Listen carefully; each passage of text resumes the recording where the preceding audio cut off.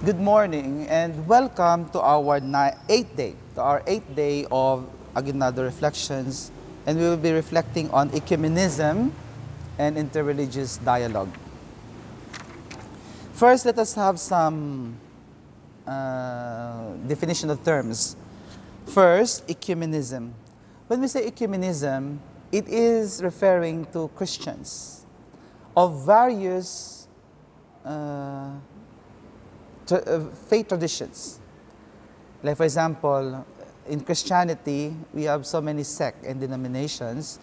Like we have Baptists, we have the Anglicans, the Episcopalians, the Catholics, the Orthodox, and so on and so forth. So, the dialogue among Christians is what we call as ecumenism, because we belong to the same house.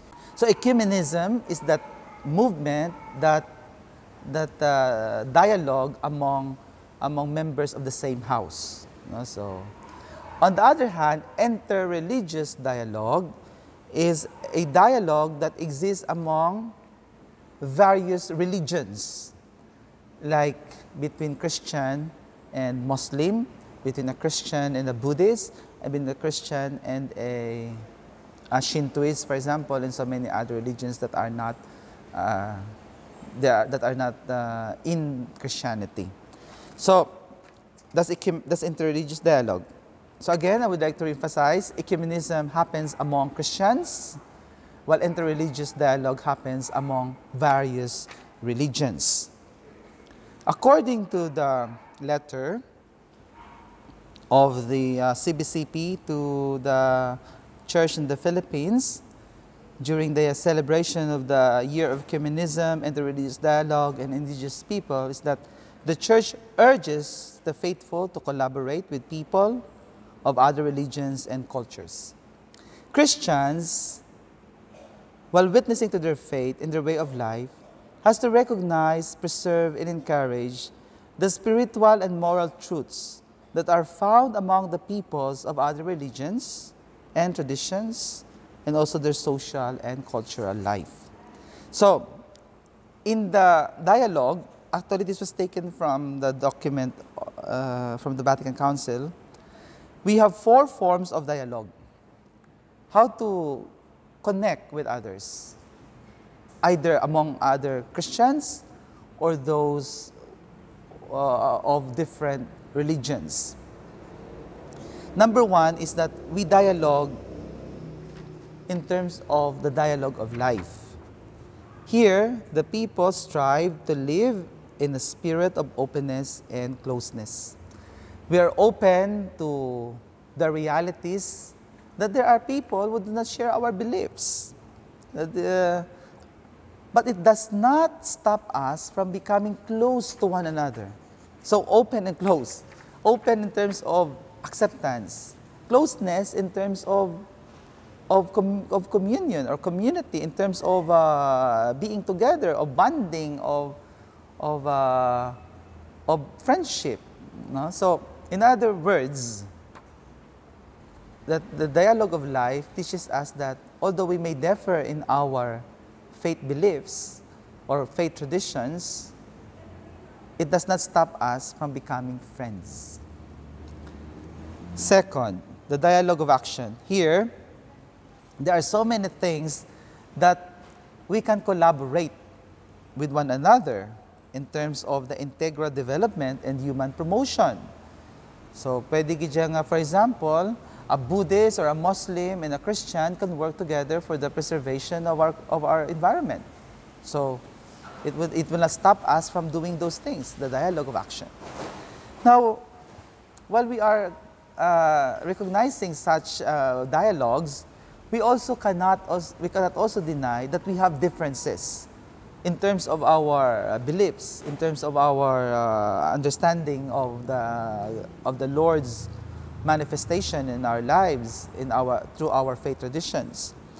So, the dialogue of theological exchange, in which those who are capable, the specialists, can deepen their understanding of the religious and spiritual heritage and values. In other words, we do not argue, but rather we make others understand why we do these things, why we believe in such ways.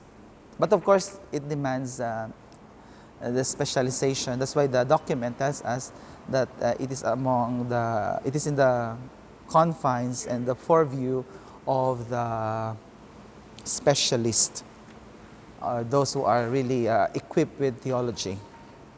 And the dialogue of religious experience, in which the faithful share their spiritual riches, for example, with regard to prayer, faith, and contemplation of God. And this is very obvious, for example, during the time of John Paul II, wherein he conducted a dialogue among different religions in Assisi. And we can see there that he is standing side by side with leaders of various faiths, like the Dalai Lama, like some Muslims, imams, even Shintoists, and so many others. You may want to see that those videos in YouTube with regards to the prayer for unity among religions in Assisi. And the ultimate goal of dialogue is to be able to promote harmony and fraternal love among humanity. Now, this fraternal love will guarantee peace in our land. In conclusion, on the occasion of the Year of Dialogue and Ecumenism, the bishops exhort all men and women of goodwill to live in harmony, asking to respect each other's differences and to protect the rights and freedoms of the entire humanity. In other words, it does not give us the license to trample on the rights and freedoms of others because of our faith belief. I am not sure that this is very much obvious in the Philippines, but if you go to other countries, especially with countries that are not Christians, like the Muslims, for example, you will really see there that although some are now open, but many are still, not that open. What I mean is, there are still many other Muslim countries that are not really promoting the freedom of religion. And sometimes also, it can be the reverse, that in a predominantly Christian country, those that are belonging to other religions like Islam or Hindu or Buddhist can find themselves to be ostracized or discriminated against. So the shift can be on both ends, from the Christians and from those of other religions. So what Interreligious Dialogue is trying to tell us is that we can always go beyond our differences, particularly in terms of respecting the human rights and the freedoms of others. So the respect for the rights and freedoms without, of course, surrendering our own faith beliefs. Thank you for your patience in terms of this long introduction. Now let me connect that now to the gospel. So you see here, the neighbors of Elizabeth and Zechariah, when they heard about the birth of John, knowing the circumstances of the birth of John, they were seized with fear. So to a certain degree, many of our understanding about those who do not share our faith and culture are due to the fear of the other. No? So sometimes, because we do not share their beliefs, because we do not understand them, it causes us to be afraid of the other. Okay, hindi siya pareho sa aton, so karadlukan. No? So, therefore, understanding the other involves not only having the cognitive handles about the beliefs of others. In other words, it's not just merely understanding their own beliefs, but it is also about respect and sharing in the conviction of those who are also searching for meaning in their lives. In other words, we are all searchers of meaning. And some of us found their meaning in that particular faith tradition or faith beliefs. So it is by studying it is in studying our own faith that we can have a secure footing in understanding other traditions within Christianity, so as to avoid the fear that comes out of ignorance. So thank you very much, and see you for the 9th day of our Aguinaldo Reflections.